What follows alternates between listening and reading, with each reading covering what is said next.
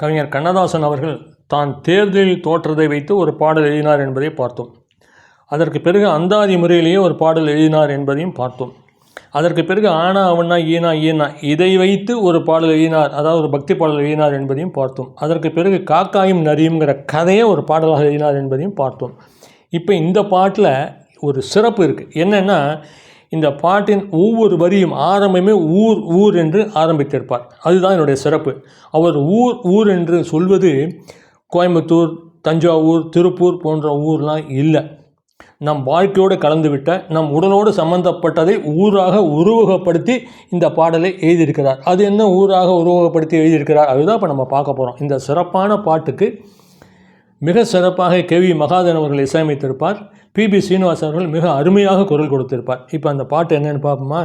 ஒரு கிராமத்துக்கு ஒருத்தன் வரான் புதுசாக, வந்தோடனே ஏப்பா நீ எந்த ஊர் அப்படின்னு கேட்டோடனே அவன் பதில் சொல்கிற மாதிரி இருக்குது. பாருங்கள், எந்த ஊர் என்றவனே இருந்த ஊரை சொல்லவா, அந்த ஊர் நீயும் கூட அறிந்த ஊர் அல்லவா. உங்களுக்கு இது புரிஞ்சிருக்கும்னு நினைக்கிறேன். அடுத்தது, உடலூரில் வாழ்ந்திருந்தேன், உறவூரில் மிதந்திருந்தேன், கருவூரில் குடிபுகுந்தேன், மண்ணூரில் விழுந்து விட்டேன்.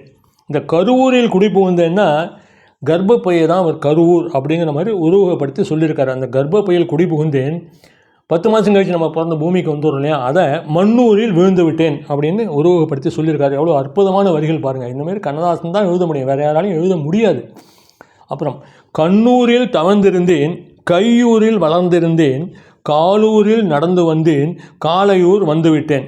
இந்த கண்ணூரில் அங்கே எங்கேயும் பார்த்து குழந்தையாக இருக்கும்போது தவழ்ந்து போவோம் இல்லையா, அப்படி அந்த கண்ணூரில் தவழ்ந்து வந்தேன், கையூரில் வளர்ந்திருந்தேன். இந்த கைகளால் அதை இருக்க இங்கே இருக்க போட்டு அந்த கைகளால் வளர்ந்து வந்தேன், காலூரில் நடந்தேன், கால்களால் நடக்க ஆரம்பித்தேன், காலையூர் வந்துவிட்டேன்.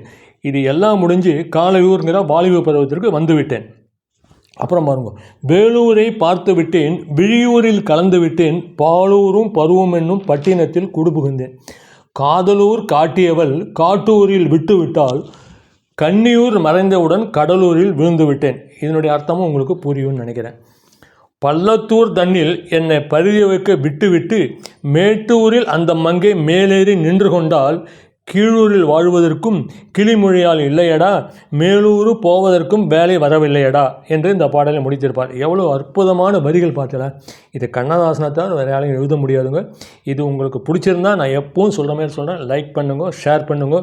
இதே மாதிரி வேறொரு பாடலுடன் உங்களை சந்திக்கிறேன். அதுவரை உங்களிடமிருந்து விடைபெறுகிறேன். நன்றி, வணக்கம்.